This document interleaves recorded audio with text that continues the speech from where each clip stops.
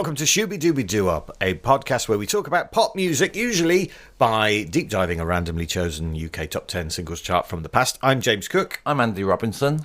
And this week we have gone all renegade cyberpunk because we're burning down the paywall. Okay, that's one way of putting it. Or, alternatively, me and James are having a little pop holiday and we just put out some old episodes. These are all what we call our discussions, our focus on songs that never ever made the top 10 and are usually in our, let's call it, Patreon episodes of bonus tracks. Yeah, James? Yep, that's right. For the first time ever, we're making available for free some of our favourite bonus tracks chats from all different eras. We've got songs from The Smiths, from Katie Tunstall. We've got a really weird cover version and probably the most pressed record of all time. You can listen to all of these songs as usual that me and James are about to discuss, or I suppose have discussed in the past previously, and just recycling, I guess. But nonetheless, they're in Spotify and YouTube playlists. We always like to give you a little nudge to them. We wouldn't be here without the music, James. In fact, we're not here, are we? No, we're on holiday. Yeah, all right. And while we're away, why not join our Facebook and Instagram social media things? Shooby Podcast for that. Join the Patreon, that's free. And if this whets your appetite and you want to go, I want more of this, then you can sign up to Patreon, become a backer, help support the podcast. And keep it going. Get this every week. Yeah, why not, eh? I see no reason to hang around. Let's put on those bonus tracks. Up 6 to number 17. William, It Was Really Nothing by The Smiths. Again, this was never in the top 10. This is what I kind of alluded to in the, let's call it the main content of our podcast that you didn't have to pay for.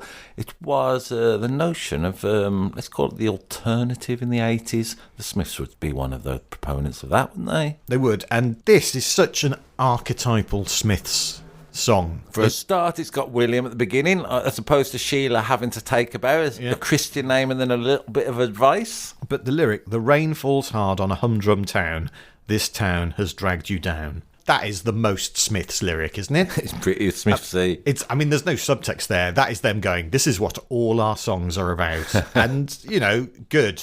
There should be more pop songs about how shit it is growing up in a small town where it rains all the time in the UK. There seemed to be quite a lot of those kind of songs in the 80s, didn't there? There was things like Ghost Town, and even like Come On Eileen is all about escaping the small town mentality. Small Town Boy as well, by Bronski Beat, in a different way. How can you stay with a fat girl who'll say, oh, would you like to marry me? And if you like, you can buy the ring. I mean, this is very Morrissey words, isn't it? Yeah.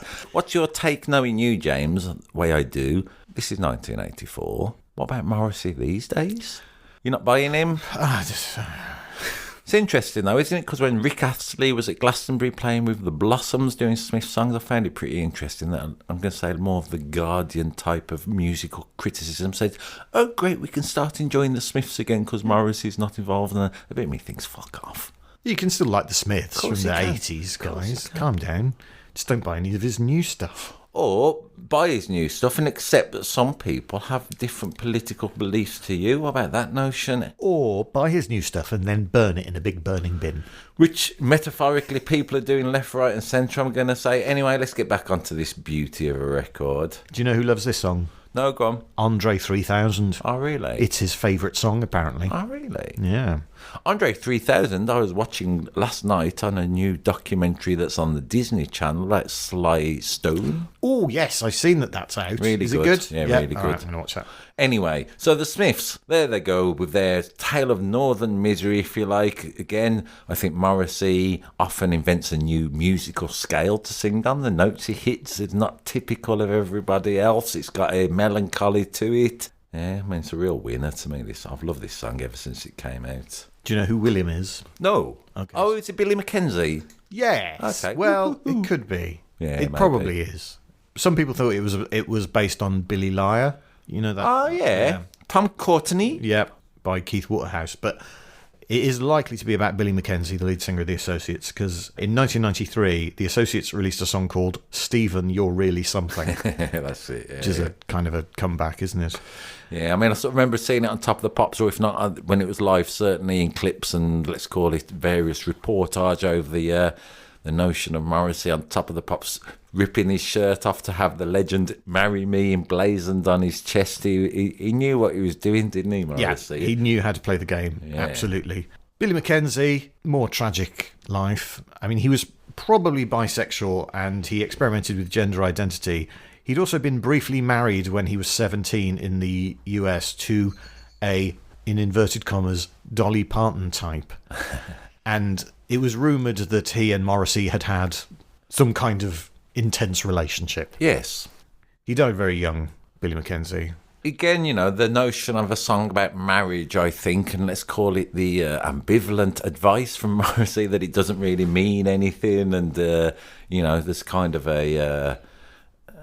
what's a good way of putting it?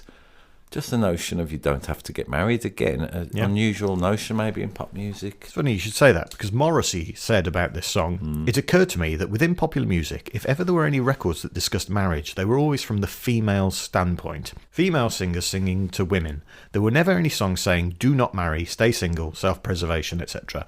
I thought it was about time there was a male voice speaking directly to another male, saying that marriage was a waste of time, that in fact it was absolutely nothing. That's interesting that Morrissey should say that about a song he wrote in 1984, because in 1983, Wham wrote, Young guns, having some fun, crazy ladies keep them on the run, wise guys realise there's danger in emotional ties. See me, single and free, no fears, no tears, what I want to be. 1, 2, take a look at you, death by matrimony. So yes, Morrissey, there are songs doing exactly that. You are not the first, George Michael was. Okay, and I would argue that George Michael was the fourth, because there's R&B records from the 50s, which is about all staying single. But nonetheless, here we are on the top of the Pops universe, let's say. Just Morrissey going, there are no songs at all with a man singing to another man about you shouldn't get married. There was literally one in the charts last year. Yeah. A huge hit. Yeah, fair enough. I mean, that song George Michael did, which was basically, Andrew, stop playing around with those girls. I met Morrissey once, James. Did you? Yeah. Oh, this is going to be fun, isn't it? I went to his 50th birthday party, I'm going to say. What? Yeah, man. You were in his inner circle? Oh, for that one night, I was in his inner circle. How'd you get that invite? Because he invited a comedian, Joe Brand, I'm going to mention it. She invited me because she knows I like Morrissey. We went to his concert at the Apollo in Manchester, I think it was. Around the time of Years of Refusal album came out. Great concert, great album that was. So I was digging all these, let's call it, this is from my new album, element to that concert. Also, at the end of it, because we were going to meet Morrissey, because it was his 50th birthday, we all had to hang around the upstairs lobby of the Apollo Theatre while he was getting ready to make his entrance. Yeah. We were waiting for a good hour. Whilst we were waiting, loads of people were putting a red carpet down to get into the room we were about to go down. So he'd obviously specified this, or somebody had said it. He entered the room. There was a general air of hubbub. Morrissey, and that weird fandom. Morrissey is coming. I was introduced to him briefly. I didn't really know what to say to him. One thing I've learned about meeting your heroes, or people you admire at least, is don't say, I was tempted to go, I really love Christian Dior, the B-side of that single, trying to prove some credentials. So I didn't do that. I said something like, you're enjoying your birthday. He went, it's all downhill from here. And I thought, perfect. This is a Morrissey quote. Then a bit later on, when Joe was introducing, she was going, we've toured together for years. And he went, you must be friends. And I said, yeah, I think so. He went, you never can tell. Again, I was delighted with this. He's in character. Brilliant. I walked away from Morrissey saying it's all downhill from here and you never can tell, thinking these were words of genius. As it turns out, they're just real cliches that he was doing while he was a bit awkward and wanted to get away from me. I loved it, though, He behaved exactly like I'd want him to. Cynical, distrustful. Was there cake? No, there was a fine array of vegetarian food, though, as you can imagine. You got vegetarian cake. There's no cake. I can't remember. I was too excited. It's bullshit. I mean, Morrissey's mum was there. I would have flipped the table, mate. Yeah. Shouting, where's the fucking cake? Morrissey's mum was there, okay. Right? Yeah. He was giving out loads of T-shirts. I've got one, actually. Maybe if you write us something good on shoobypodcast@gmail.com, I'll send you a 50th anniversary birthday T-shirt. I've also got the cardboard cut out of me on Taskmaster if anyone wants that. We can just give us away some old shit for your patronage. We appreciate it. I have nothing. I have nothing worth winning. You've got a Ghostbusters album. You pulled it out in your bag. No one's having that. But anyway, what's my point, really? Something about Morrissey's mum? Yeah. So I liked it at the end because he was giving out all these T-shirts, and you just saw Morrissey. Predictably, he disappeared into the night. And I liked the notion at the end that Morrissey was walking around, and Morrissey's mum was walking around with a big bag of T-shirts they shared of her son. It was a weird night. I like the cast of Emmerdale were there, James, because he'd invited Emmerdale because he loves that apparently. Amazing. Remember someone asked him, I can't remember what interview, they said to him, "Why do you like Emmerdale?" And he went, "Because it's short." It's not like Freddie Mercury's birthday parties, is it? No. I might mention that again at some point when we do the Smiths turn up. 'Cause it's a good story, isn't it? I've just realised. I've enjoyed that very much. Yeah, all right then. You hobnobbing with the stars. Yeah, so the Smiths, like you say. Besties with Morrissey. Yeah, I mean, I'm going to see him soon, I think. I've got a ticket for whenever Has he got another birthday coming up? No. He's playing in Manchester again, though, at the big old the Co-op Arena. I mean, Morrissey gigs, especially, they're unique experiences, I'm going to say. His fans who are left, who are not so bothered by his rantings, let's say, devout, and there's a little air of hysteria in the room, which is appealing, isn't it, when you go to a gig? Okay. Yeah. If you say so. Yeah. At number 20, a song that would get to number 15, it's Jessie by Joshua Caddison. Another re-release. It hadn't charted a year before when he originally released it. Did you like this record at the time? Did I like it? Did you buy it? No, I didn't. I don't know if I liked it. I was never aware heard of it before. Have you had a listen? I have had a listen. I'd be interested to know what you thought. It made me think that Matthew Kelly might be standing around, and then before he recorded it, he said, "Tonight I'm going to be Elton John." Yeah, I think it's so. That's not an insult. It's a little bit of a dig, I suppose. He can be so Elton Johnny, I think, this song. Yeah, I think you're right. Yeah. Probably right a little bit there. I liked it though. Piano-y, ballady. I got into it. Yeah. Rumours at the time were that this song was about Sarah Jessica Parker, but they are completely unfounded because they had never met. So no, it is not about Sarah Jessica Parker. I mean, I quite like some of the, let's call it the songwriterly techniques in there. I like the fact he mentions Jessie rings him up from a Las Vegas booth at 5 a.m. What does she tell him to do?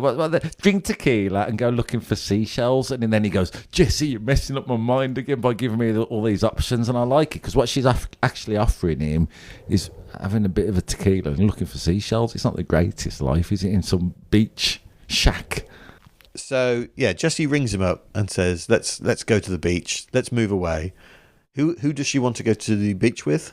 Molly, the cat. Not Molly, Moses. Moses, the cat. The cat is called Moses. Yeah. What would be the 10 cat commandments? Go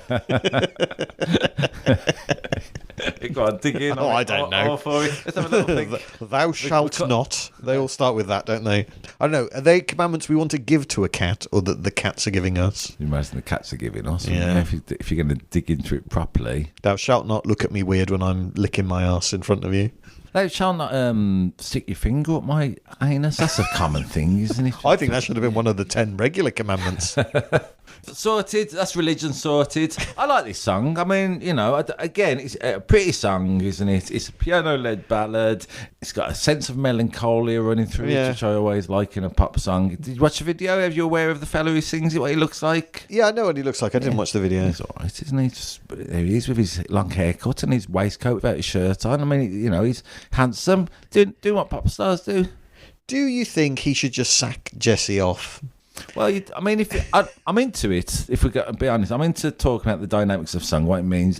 The notion of Jessie, she seems a disruptor in life, doesn't she? So, and she's obviously got a hold over the narrator of this piece of prose. Yeah, so I thought that was pretty interesting. Do you think he's a beta cuck? He's a simp. He's a soy boy. Yeah, I do a little bit.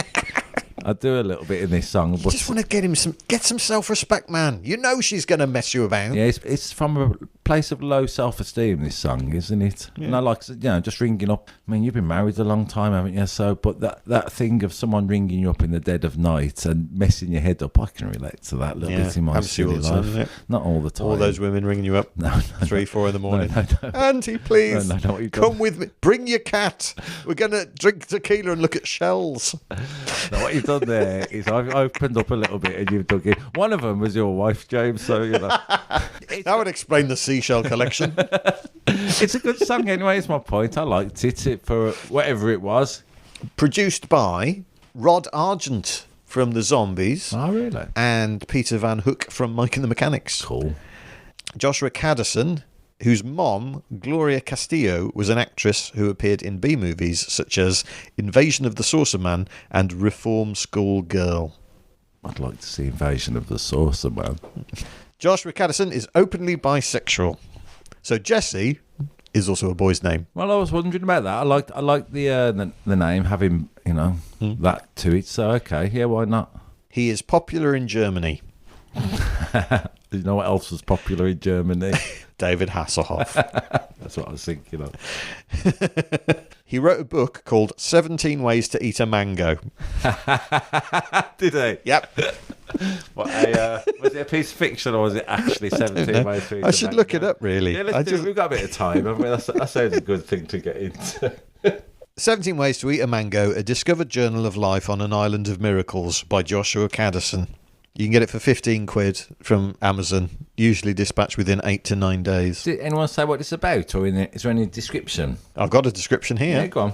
A popular singer-songwriter offers an inspirational parable concerning Jay, a botanist who, while on a tropical island to build a mango cannery, becomes enlightened regarding life's simpler and more satisfying pleasures by a wise and mysterious island inhabitant. I knew it was going to be about that.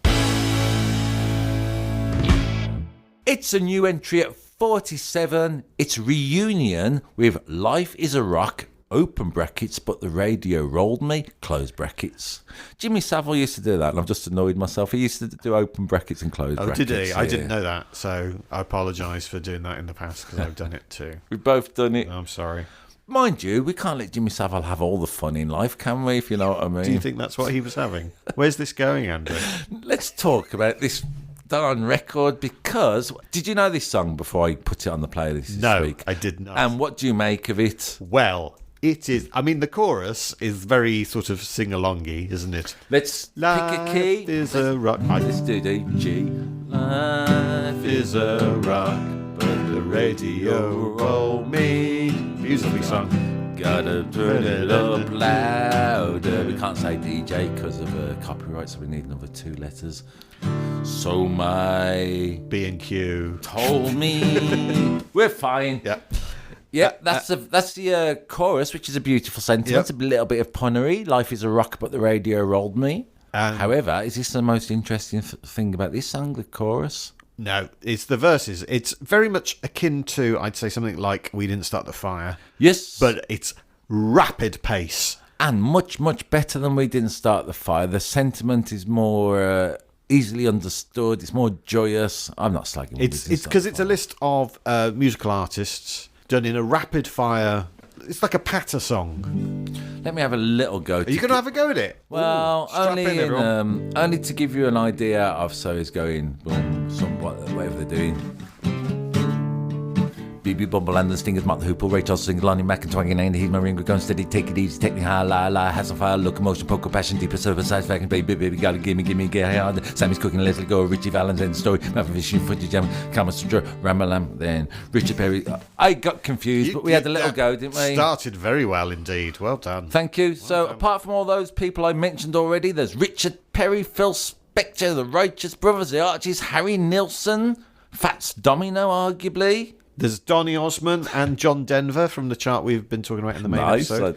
Also, Noddy Holder's in there. Lovely to hear Noddy getting a shout out. Brenda and the Tabulations, the Rolling Stones, Johnny Cash and Johnny Rivers, Can't Stop Now, I've Got the Shivers, Mungo Jerry, Peter, Paul and Paul and Mary, Dr. John the Nightly Tripper, Doris Day and Jack the Ripper. Are you doing the whole thing? I mean, there's just so many people in here, isn't there? I mean, Arthur Yanov, which we've talked about past. Oh, Primal Scream Therapy. Tears for Fears, so ahead of their time with Screaming Jay Hawkins, as you say. Primal Screaming Jay Hawkins. Yeah, I like the bit Eric Clapton pedal wah Stephen Foster doo-dah. Initially familiar with the song because it was on Tracy Ullman's album around whatever year that was, 83, I guess. All the ones with They Don't Know and Breakaway and all that. She does a version, really good. It was appealing. But what I like about this lot is they just keep going for it. I mean, I thought the Tracy Ullman version was heavily populated. Not so much compared to this one. Tito Puente, Buffalongo, Cuba War, and even... Tito Puente is in an episode of The Simpsons. He's in Who Shot Mr. Burns Part 1 and 2. Right. I wonder if anyone's ever been in the Muppets on this. I like the ending there. Really? Come my twitty do I diddy, come my twitty do I diddy. I mean, like I say, it's a celebration of pop music. The chorus would back that up, of course, of life being hard, but the radio making everything easier. It mentions so much going on, so many great musicians, so many great bits of pop culture, so much about music in general. I can't think of a better song to end this week. But who are Reunion? I don't know. People who got back together, I would imagine. Well, they were basically a bunch of session musicians. They never did anything else under that name. No album, never toured, literally just this song. Nice. Song written by Paul DeFranco and Norman Dolph. Norman Dolph produced the first recordings by the Velvet Underground. Really? Yeah, and a guy called Joey Levine, and Joey Levine is the guy who does the verses. What other song did he sing on? Another sort of one-hit wonder. Give me a clue. It was by the Ohio Express. Oh, that yummy, yummy, yummy, I got love him. Did he sing that as well? That's him. I love yeah, that record. and he would go on to write loads of American advertising jingles. Ah, cool. Speaking of which, in 19... You look so excited, I've James. got a story to tell you, that's why. Thanks for listening on Patreon. This is why we do it. Yeah. In 1988, McDonald's did a version of this song for an advert where instead of it being pop stars, it's their menu, their entire menu, wrapped in the same way. Then what they did is they made 80 million flexi discs, right? Which I can't find any record that's pressed more than that. It might be the most pressed record of all time. It might be. They made 80 million flexi discs, put it in like newspapers and magazines and flyers and stuff. And it was like a lottery. You get hold of one of these and you would play it on your record. And there'd be one version out of the 80 million where the chorus on the record do the whole rap all the way through. Right. And every other single one has them starting doing it. A bit like when you were doing it. They start doing it and then it kind of falls apart and they can't finish it. Right. And that was like a losing version of it. I get ya. So on YouTube, you can actually find one of the losing recordings is on there. Right. Because obviously the winning one... prize for getting the winning one was $1 million. I don't think anyone actually won it. Yeah, right. So, 80 million copies. For reference, the biggest selling record of all time is White Christmas, which sold 50 million copies. Right. So this is 30 million more than that. This is I mean, at the very bitter end of this week's top 10, this is one of my favourite facts ever you've dragged out Thank here. you very much. Anyway, the thing is, they clearly didn't ask for permission to use the song because DeFranco, Dolph and Levine sued McDonald's. McDonald's settled out of court. So I imagine they did quite well out of that in the end. But yeah. All right, then. We'll talk about copyright because also at the end of this... I like it. It's got a nice extended ending at the end, but it's going like whatever, radio roll me, and then they're just grooving along, and then you've got that bit that goes ooh, whatever that, ooh, which is Masonettes or something might have nicked it. Heartache Avenue. Yeah. So I think there's a bit of that. Maybe Masonettes stole that from this, or maybe it's generic enough. Also, they like the backing singers at the end of it. I wanna take you higher. Ooh. So you've got Sly and the Family Stone, Masonettes. This glorious mess of pop music throughout the whole record. You can't listen to it. It's so fast, you can't hear a name without being reminded of something or the other. It's an attack on the senses, and also McDonald's bloody used it. Yeah. And Life is a rock and the bacon rolled me. There's a lot of pop music which is sort of collage, isn't it? Even going back to, we were talking about it, someone in the 50s, was it Larry Williams? His song, Short Fat Fanny. It's got loads of references to other songs in it. Yeah. That's just like, how is that different from, I don't know, Bomb the Bass? Doing Beat Dis in the 80s, or someone now doing a mashup. Collage is part of the pop music scene, isn't it? Absolutely, and you've got a glorious example. And also, while we're talking about the collage of pop music, they also chuck in a little reference to a mushroom omelette. So, it's not all... Oh, yeah. It's a weird little bit in the record, isn't it? I fancy a mushroom omelette right about now. So down 1 to 37, having peaked at number 13, it's Other Side of the World by K.T. Tunstall. Katie Tunstall with a beautiful song. I mean, I remember her introducing this when she played it on various television shows. Actually, when I saw her live, I met her, would you believe, James, recently. Ooh. Yeah, maybe later. But she'd often... What? No, now. Tell us now. I was lucky. I went to see Texas. She was supporting Texas, doing a great gig, actually, on her own, you know, without any band and everything, but because of her pedals and her rhythm she sets up, she made a beautiful racket, this thing. Now, the people I went with knew her a little bit. We happened to go and meet her. They said, do you want to come? So I said, I thought, I'd love to come meet Katie Tunstall. She was nothing but charming, nothing but open to strangers being in the dressing room. She was a bit high off her gig. I mean, I liked it a bit because she'd just done this fantastic solo gig, as I mentioned, and then she was excited that the next date she was doing, she was going to, you know, it's just a little insight really into, let's call it, the mentality of a pop star musician. And she was going, the next gig I'm doing, I've got the drummer from Razorlight and he's going to be backing me up for a few songs. And she was so pleased, I think, well, this is what I projected from it anyway, so pleased to be playing with somebody else. As we know, James, in the lonely world of stand-up comedy, I get a little thrill for doing this with you. I'm going to say unnecessarily and emotionally for no reason whatsoever. Yeah, that's tragic, isn't it? Yeah, let's not concentrate on that. Okay. So, but anyway, she always introduced this song as a song about the difficulties of a long-distance relationship, and then she would sometimes say, "Don't do it," you know, "Don't do it. It's a terrible thing to do." So I always was interested in this song. I was having it. Not at the time, but I was, you know, as you know, James, I was in a long-distance relationship for a little bit, so I was always a bit intrigued in this song. This is specifically about a mate of Tunstall who was in a long-distance relationship. He was in St Andrews. She was in America. It didn't work out. I think lyrically, I think there's some really interesting lyrics in this song. Go on. I really like this. She's waiting like an iceberg. She wants to be like water. Yeah, that's nice. I think that's so nice. good. It's such a nice sort of distillation of the person who is, I am this person. I want to be a different person, but I cannot be that. Yeah. Sometimes I have that in like a social situation where I'm like, I want to be an upbeat, cheerful person today, and I get there and I'm not. And then it's like, it's too late for me to... It would be too much of a gear change if I was suddenly a cheerful person because I've started as a grumpy sod. I get Do you know what I mean? Yeah. Do you know what I mean? You're trying too hard, mate, all of a sudden. Yeah, all of a sudden, that's odd. Yeah, I mean, the great lyrics in there. Then the fire fades away and most of every day is full of tired excuses, but it's too hard to say. I wish it was simple, but we give up easily. You're close enough to see that you're the other side of the world to me. Yeah. As I'm being attacked by a wasp. A giant wasp has just entered Shabby Road Studios and has gone straight for Andy. It's gone straight for his eyes, and he's flown away. The wasp. Can you help me? Can you let me go? That's lyrics from the Katie Tunstall song rather than the wasp attacking me. But it's also you singing to the wasp. There are 3 of us in this podcast now.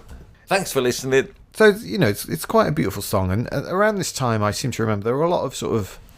I don't mean this to sound like an insult, but I feel something that's going to sound like an insult is coming. Songs that are a bit Coldplay-y, got a lot of radio play, and you say maybe they ordinarily wouldn't have. What you're saying by that Coldplay was such a cultural phenomenon, they set a template and people had to sound like them. I don't think they. I don't think they made people sound that. I think it opened up opportunities for people who weren't doing happy, joy pop music to get exposure on the radio, because this got a lot of radio play at the station I was on, and I was on a mainstream commercial music station. But aren't mainstream commercial radio stations, aren't they playing often the records that have tested positively with audience groups? Which one would you like to hear every 20 minutes? And people got that one, you know, isn't it? Well, yeah, it is that. I mean, it's not necessarily purely imposed from the, let's call it the Illuminati, is it? No, but it's opened that door for that kind of music to get that exposure. Do you know, I mean, I'm trying to be... No, I'm interested. I'm trying to be positive. I like it, James. We're not banging about YouTube comments and IMDb ratings. What are you saying? Sounds like what do you think is the... I'm not... Coldplay weren't the only band. There was like Travis and things like that. Who were before Coldplay. Yeah, who were so popular that I think it opened people's minds to music that sounded a bit like it. And what do you think? Do you know what I mean? No, I don't know. What you're saying is music that sounds like it. What a band? Kind of, well, like this, like Other Side of the World is a slow guitar based.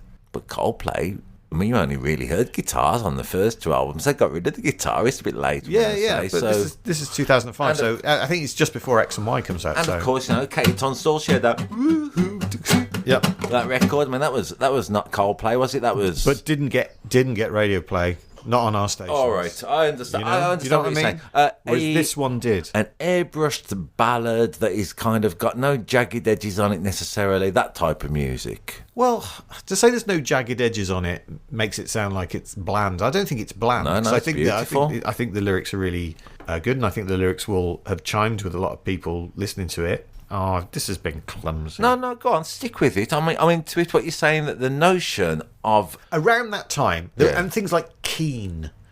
You know what I mean? Yeah. Those kind of groups. Yeah, I used to. But don't you find with records like Keen and a little bit like possibly Katie Tunstall, Coldplay for certain, that you think at the time it's boring and bland and bollocks and other B words, and then later on in life you start thinking this is beautiful, and just the notion of, I mean, it's classic songwriting, isn't it? They're not really relying on gimmicks. We talked about Black Eyed Peas earlier. Got every new sound going or every Bollywood sound going. These are just simple songs, aren't they? Yeah, it was like the playlist was almost split between things like the Black Eyed Peas and Akon, and then things like this song, Katie Tunstall, You're Beautiful, James Blunt, stuff by Coldplay and Keen. A bit like the top 10 who's got that slightly schizophrenic thing about it. That's all I wanted to say. Yeah, I didn't mean to. James, we're not apologising. I like it. What we're saying, I suppose, because we're talking about the things that never got in the top 10.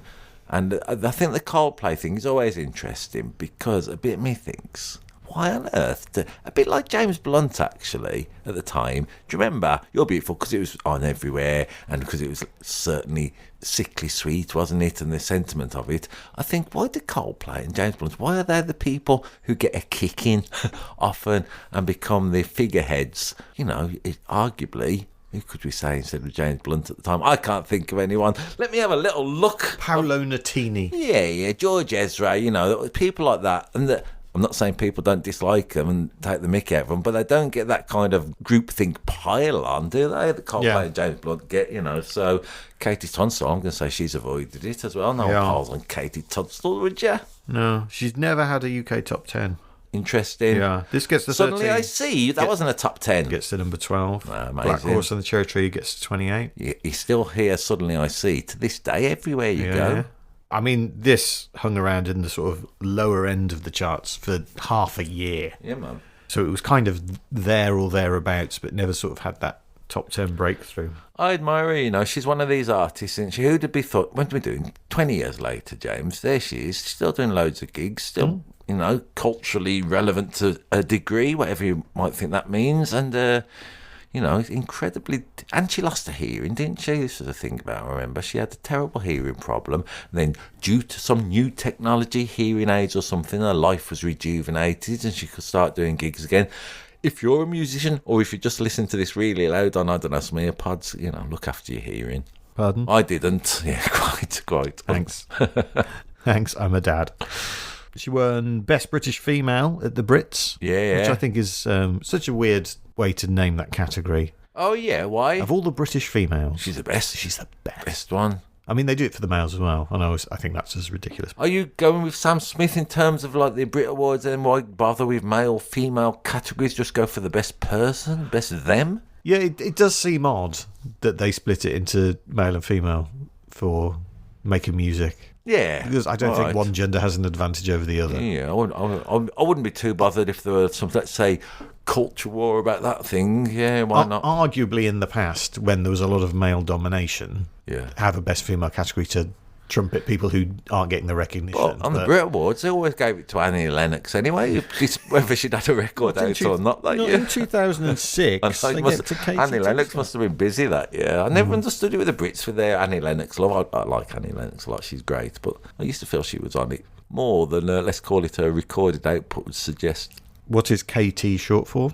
Catherine Tracy? Just Kate. She said she changed it because Kate just makes me think of a buxom lass baking bread for her man working in the fields. Oh, the man's working in the fields, right? I was going, how's she baking bread in the field?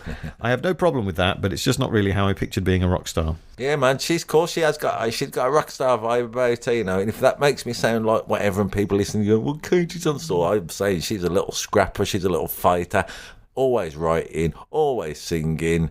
You know, a definition to me of what a pop star, necessarily a musician, is about. She's a pop star as well, though. Yeah, she's written the book for the Clueless musical, which opened in 2025. Yeah, great. She has also said that she derived KT from the KT impact, the name of a geological event that caused the extinction of the dinosaurs. Her adoptive father was a physics lecturer. Nice.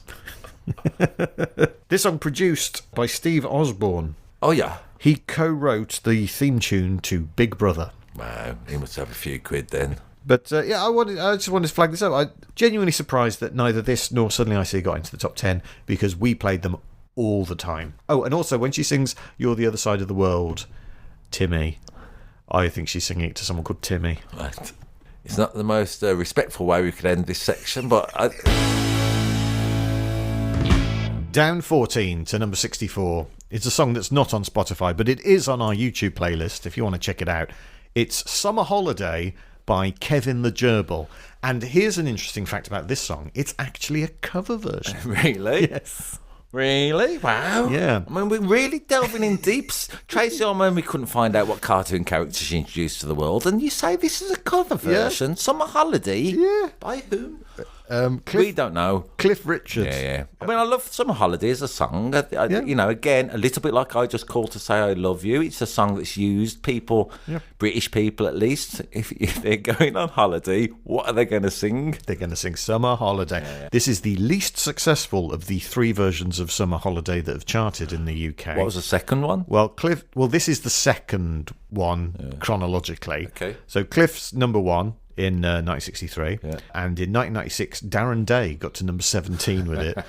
But this version, I think it gets to number 50. Never made the top 10, hence us talking about it. Let me ask you this, why did you choose this song this week? Because for kicks, I mean, I'm all for it really, James. Well, so Kevin the Gerbil was the sidekick of Roland Rat, star of ITV breakfast television. If you do not know that our cultural references, a silly little glove puppet. Oh, how could you? I'm so sorry. You've got to bear in mind, I was 7 years old, right? And then there's TVAM that started in 1982, and it was wasn't it David Frost and Michael Parkinson and all these highfalutin people, and no one was watching it because it was TV on in the morning when people have got shit to do. Got to get up, got to get ready for work, you got to get the kids ready for school. No one was watching it, and everyone's going, TVAM's really failing and everything, and they run out of money, and they have to get rid of all the big stars, and they get in people who at that time weren't as well known, and Diamond and Nick Owen and that lot, they start hosting it because that's who'll do it. And then they had the genius idea of putting on stuff that would appeal to kids who are more than happy to watch TV anytime they're awake. Who's up early and wants to watch TV? Kids are. So they had this puppet character, Roland Rat. He was a big deal. He was a huge deal. And the whole thing was Roland Rat saved TVAM. He was the rat who joined the sinking ship, is what they said about him. I remember. The viewing figures, apparently, of TVAM in 1983, the year Roland Rat joined, went from 100,000 to 1.8 million within a couple of months. Pretty good. And well done, Roland. Yeah, well done for figuring out who will watch TV early in the morning. Yeah. And it's good. And then after the Roland Rat, they did things like they did Whack a Day. Remember with Timmy Mallet and that lot. That was all after that. There was always like early morning kids TV stuff. So Roland Rat was this character who was like he'd call himself a superstar, although he never actually did anything. You know, he was just there and he'd go, rat fans. I'm a superstar, and we'd all go, okay, accept it. Yeah, and then you say so, Roland. And he had like a cast of other characters. That's right. There was, and Kevin the Gerbil was chief among them. He was like his number 1 fan and also personal assistant. So a bit like Lynn from I'm Alan Partridge. Kevin the Gerbil, who was from Leeds and had a pink bucket. That was his thing. That was his thing. He had a pink bucket. Yeah. What did he do with this bucket? I've got to admit, I was not particularly au fait. Partly because I was up in the morning. I don't want to get up in the morning. You're a teenager. You're sleeping until midday. There's nothing for you there with Roland Rat Superstar. No.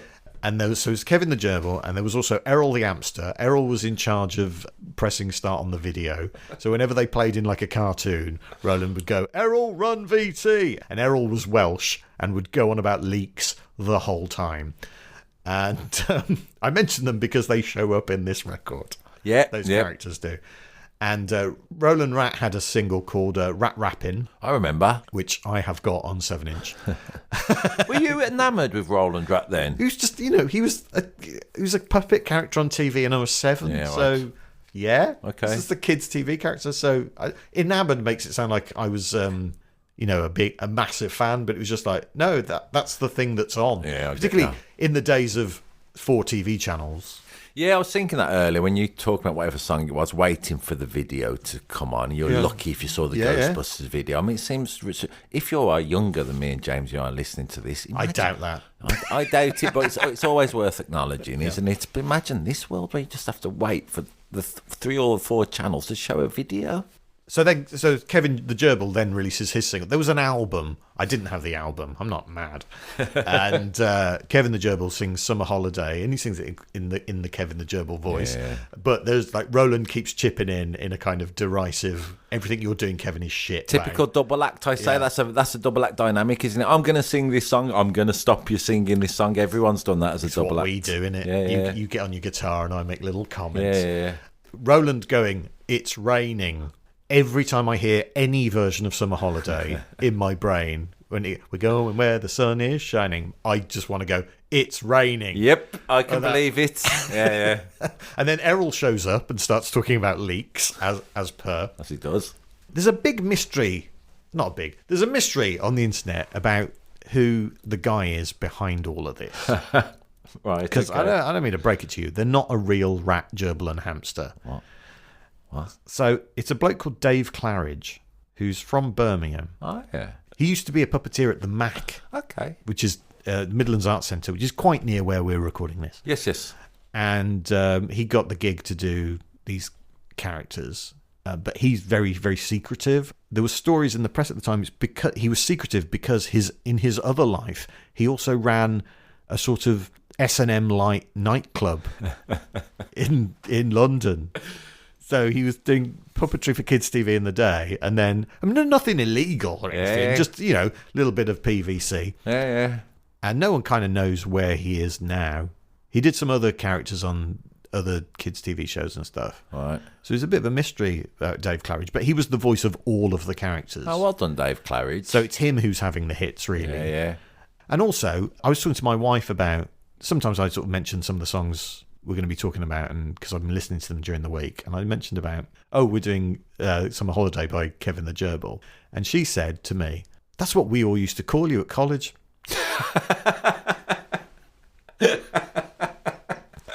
Was this news to you? I said, "What?" And she said, "Yeah, so a bunch of us used to call you Kevin the Gerbil." Why? Do you remember? She said, "Do you remember that?" No. We used to shout "Pink Bucket" at you. What?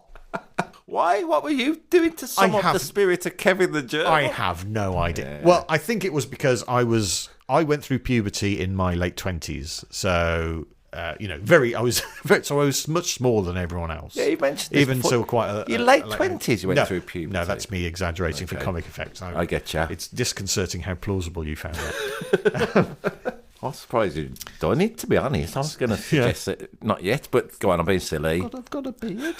Ish. And I thought it was drawing on with felt tip. Might as well be. And so I thought, I think it was just because I was the smallest boy. Okay. That they knew. I think that's what it was. Bullying? Yep, absolutely bullied by my own wife. And yet maybe because of that, she loved you. Yeah, maybe. Yeah. Maybe. Okay, well, they say, don't they? If you're listening to this podcast, you are never more than 10 foot from a Roland Rat, so here we are. Well, look, I can't see how I'm like Kevin the Gerbil, sort of enthusiastic assistant to a sarcastic, brummy bloke who thinks he's a superstar. I don't see how that's me at all. Hey, Andrew. Hey, Rat fans, if you've enjoyed Enjoyed the content. I mean, I love Summer Holiday as a song. So again, a little bit like we've discussed, Forever Young, the X Factor winner who did it. UB40 Can't Help Falling in Love last week. I don't mind hearing Kevin the Gerbil singing some Holiday because I just love the song. So it's like a folk song, another interpretation for their ages, getting passed down generation. It's just a bit of fun, isn't it? Just a bit of fun. Everyone calm down. So there you have it. That's the kind of crazy anarchy that happens in the Bonus Tracks podcast. Yes, I mean, I often worry about an anarchic future, but if that's an example of anarchy, I think we'll be all right. Two old men in a shed, banging on. Less of the old you. There's going to be another of these Bonus Tracks Greatest Hits coming your way very, very soon. In fact, if you're listening to this in the future, it'll be already there. I like them. I like the bonus tracks. Like I say, they're songs that never ever made the top 10. There's something, sometimes, James, often, I prefer about it. Let's call it the highways and byways of the pop highway. I've already said highways, so I don't know why I said it again. My way, I should have said. Yeah. I should have done that, shouldn't I? Yeah, now mind. The end is near. So, yeah, thanks very much for listening. Until next time. Genuinely, thank you. Shooby Dooby Doo up. Bop, shoo up.